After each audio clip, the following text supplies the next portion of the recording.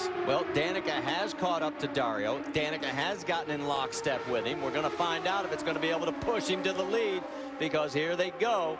As it is right down low with Dan Weldon, Dario and Danica on the high side.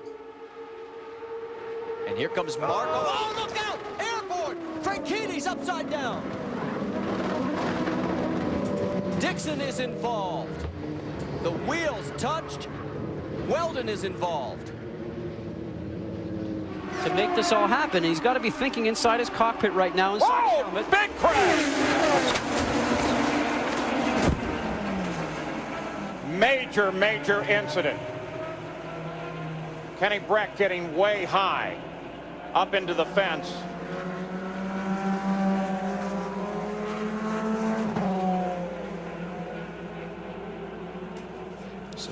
So 2 cars involved. That's Scheckter right there. You can see him moving inside the cockpit. His helmet, his steering wheel comes off.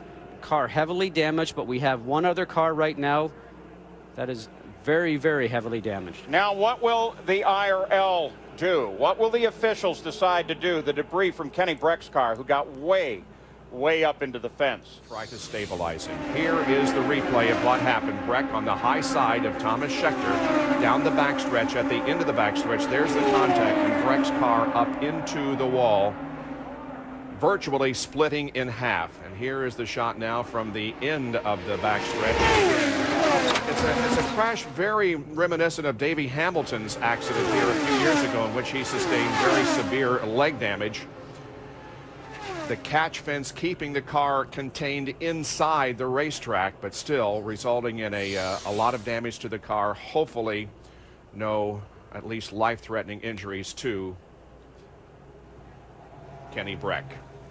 Improve his ride is Buddy Lazier. We've got a crash. Let's go upstairs. A big crash. Terrible crash.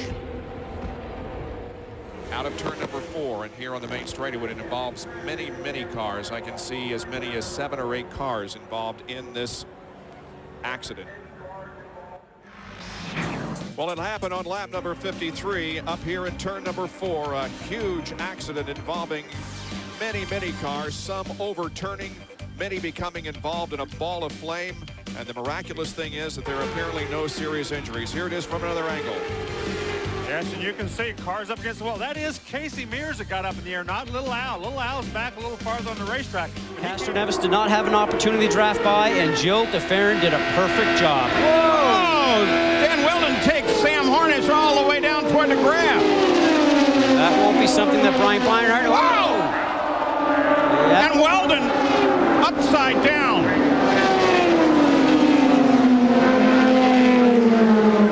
Well, this changes the whole complex of the race, Paul. We're going to have another restart. Dan Weldon is a lucky guy.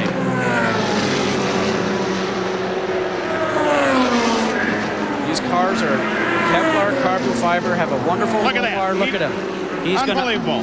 He's going to unbolt himself from the 6-way harness. Got the safety Hans device on that goes around his neck and helmet. And I bet you he steps up, walks away, and gives a wave to the crowd. Not that it wasn't going to be. Just entering into the turn a little bit low, got into the wall, got some air underneath the front of the car, just like Mario Andretti did back in April when he was testing here for his son's team, Michael. Get a little bit of a wiggle right mid-turn. Car goes up towards the wall. Lost control. He's just a passenger now, and he gets that little bit of air underneath there, and away it goes. And unfortunate for him and everybody else that the car stayed up toward the wall then. Well, that's frightening. That's spectacular. Amazing to see him at that speed be able to hop out.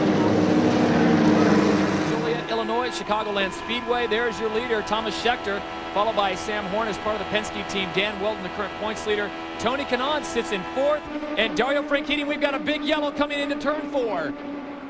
All kinds of debris, and it's the 33, the back end. That is Ryan Briscoe, who initially qualified on the pole, and as Jamie Little reported, after an infraction to his car during post-qualifying, he was disqualified, sent to the back of the pack, and there you see it in one of the Red Bull Cheever drivers. Looks like maybe Patrick Carpentier exiting his car quickly. He is moving, but Scotty, right now, the most important thing is to get him extricated from that vehicle. Target. Well, here it is again. Here's how they come into 3, Scotty. Actually, you can see on the very underside, what a ride that was. Remember we had last year with Buddy Rice getting airborne coming out of turn 2 when they touched wheels. And here's the situation. Briscoe going underneath. Barron trying to come down on the racetrack. They both are going for the same piece of real estate. And what ends up happening is those rubber tires touch, and then all of a sudden the car starts to go in the air. Remember, we're going 215 miles an hour. Look at all the debris that's going all around the racetrack. This will be a long cleanup time.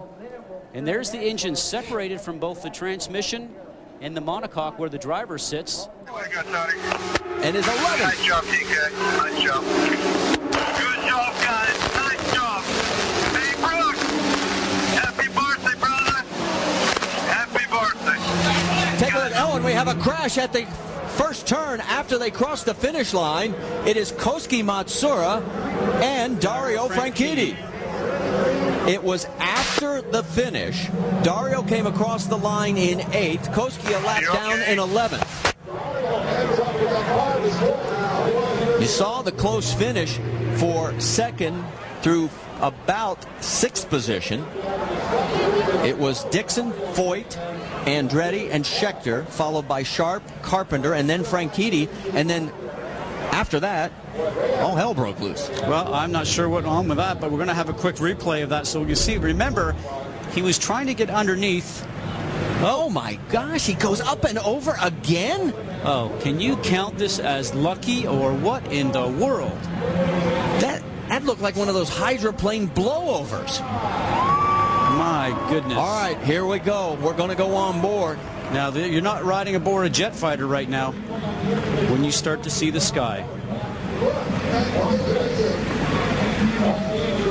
Whoa, whoa, whoa. He just checks up and touches the tire, up and over. Reminds me of a ride in a fighter plane. This is unreal. And there goes the onboard camera. You know, we saw him take the steering wheel off, climbing out of the car. There he goes flying by that camera. Remember, they're still doing 175 miles an hour just as soon as you get off the throttle going into that turn. In motorsport, the Indianapolis 500 has taken off in early practice. Two-time Indy Racing League champion Sam Hornish Jr. getting airborne after hitting debris from rookie Paul Dana's car. The heavy impact leaving Dana in hospital suffering concussion and a fractured spine. Remarkably, Hornish Jr. walked away from the crash unscathed after pulling off an incredible air shot. Cars peeled away into the pits, and we're about to get underway. We are racing. Honda Indy 300, 70 laps ahead of us, and what a charge from Kara. Gets ahead of the Armada. Yellow flag, there's an incident already. Someone has lost it in the mist there, I believe. Yeah, there's a huge shunt. A huge shunt. Fernandez is involved. We've got cars ripped apart here, and that's entirely predictable. There was conjecture before the start as to whether they'd run single or double file. They went back to the standard and conventional starting process.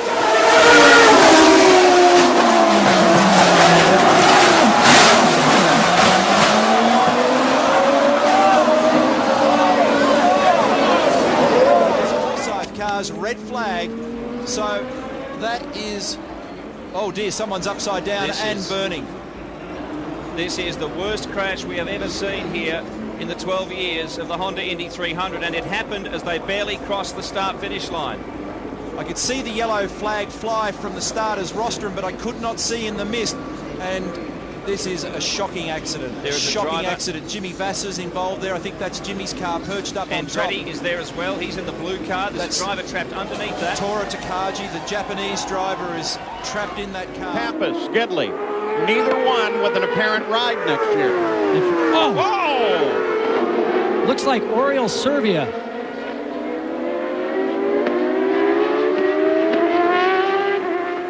Watch carefully. We don't see any movement yet.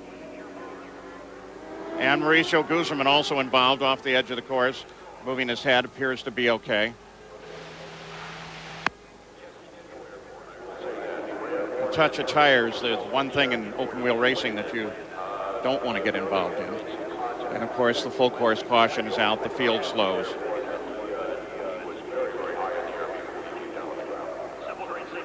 So with the Simple Green safety team right there, we're just under 18 minutes now. This, obviously, the report from the course is that Oriol Servia is, in fact, moving in the cockpit. Coming down into the second corner, you can see Oriol get up and over the back of Mauricio Gugelmin's car. Watch it again. Fortunately, he landed right side up. As you said, Paul, the great danger of open wheel racing is wheel-to-wheel contact. Car digs in.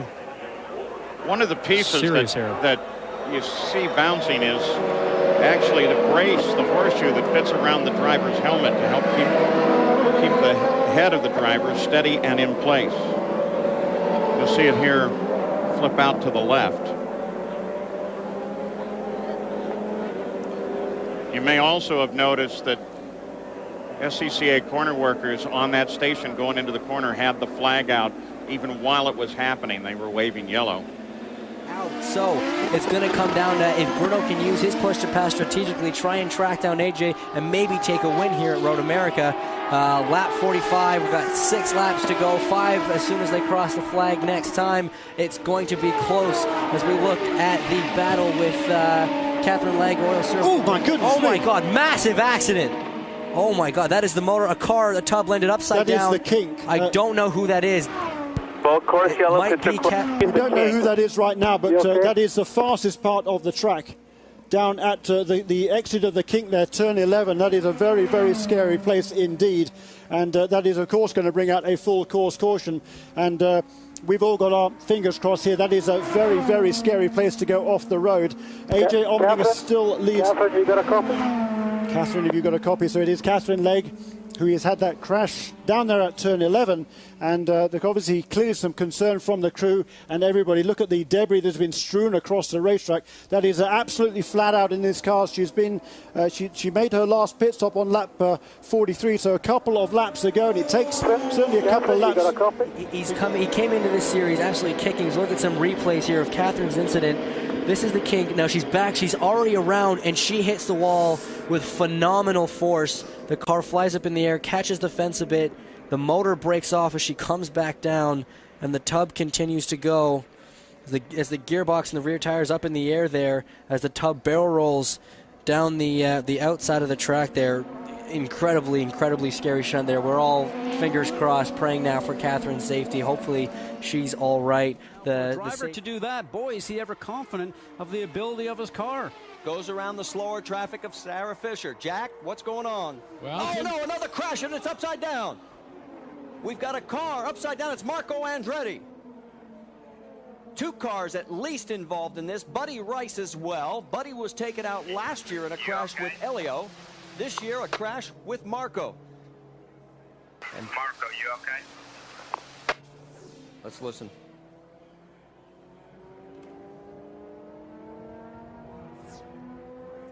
He's talking to the Delphi safety team. Now, in a crash like that, he's taking the antennas off the car. The radio probably got dislodged up the front as we watch Buddy Rice hop out of his dryer and Reinbolt machine. But you don't want to see your teammate go out, guys, but you have to know that Dario Franchitti right now, even before he knows who's involved in the crash, you got to think that he knows that this is just going to work in his favor. Buddy Rice was running, I think, 12th at the time of this crash. And, of course, Marco Andretti was in the top 10. We saw Marco moving in the car. He looks like he's conscious, looks like he's okay. Safety crew to him right now, and grandfather Mario looking on, concerned. So there's some damage on Dan Weldon's car that looks like they're working on at the nose of his car. He's in pit lane. Mario concerned, and Marco has yet to climb out of this race car. The Delphi safety crew, I've had this in my career. They are so good. The same people travel with you to each and every event throughout the country. Also, when we race in Japan, they know each individual driver. They know the history of the driver, if he's had any crashes, in my case, a broken back. So if he ended up in another accident, they're much aware of that. And in this situation here with Marco, they will take extra care to make sure they remove him cautiously. A lot of cars in the back, everybody weaving back and forth. And there you can see Marco Andretti went from being on the right-hand side of the track for us and started to move across and ended up starting to catch some wheels, probably with Buddy Rice, Rusty. And that was enough to actually start the chain reaction for the cars crashing. Well, Scott, I want to see this replay again because it looks like he got across the front of a red car back there. I don't know exactly who that was. Let's take a look at this one more time.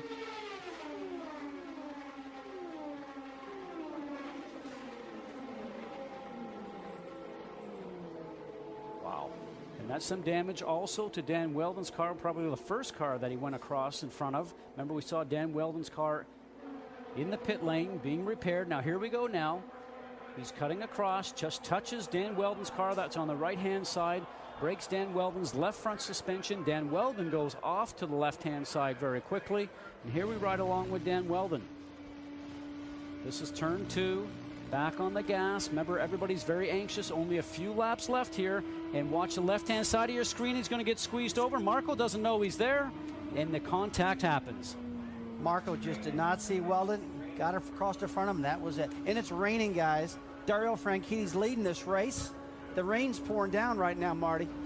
And it looks like Franchitti's strategy, as you take a look from Marco. And you see from his onboard. Whoa. Up and over. And as you said, Rusty, good reason to get out of the car very slowly.